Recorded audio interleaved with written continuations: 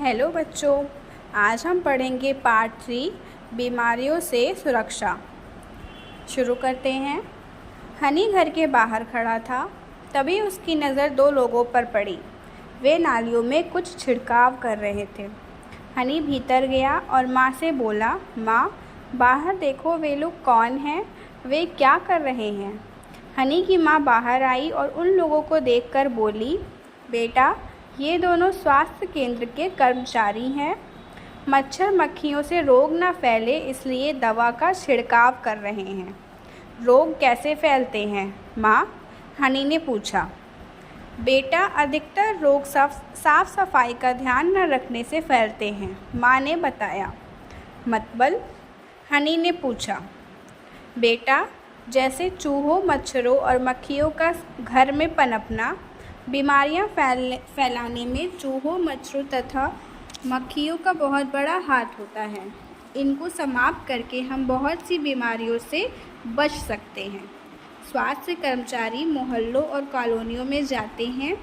वहाँ नालियों और गंदी वाली जगहों पर मक्खियों और मच्छरों को मारने के लिए DDT पाउडर का छिड़काव करते हैं।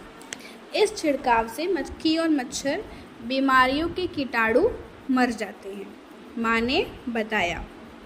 तो माँ, हमें मक्खी और मच्छरों को पनपने से रोकना चाहिए? हनी ने समझते हुए कहा।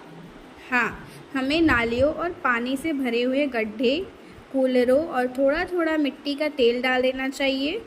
इससे मच्छर पैदा नहीं होते हैं, माँ ने आगे समझाया। पर माँ, कुओं और तालाबों में तो बहुत पानी होता है, क्या वहाँ भी मच्छर पैदा होते हैं? हनी ने पूछा। माँ बोली, बेटा, कुओं और तालाबों में लाल दवा डाली जाती है। इस दवा से पानी में पैदा होने वाली बीमारियों के कीटाणु मर जाते हैं और बीमारियों के फैलने का डर नहीं रहता है। हमारे घर के आसपास की साफ़ सफाई भी बहुत आवश्यक है, हनी ने सिर हिलाते हुए कहा।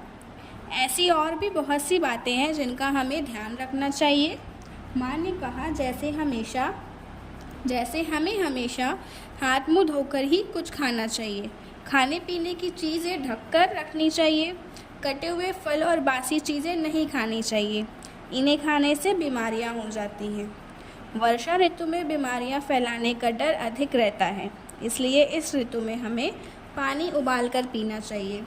इस तरह अगर हम छोटी छोटी बातों का ध्यान रखेंगे तो बीमारियों से बचाव सरल हो जाएगा, माँ ने बात खत्म करते हुए कहा।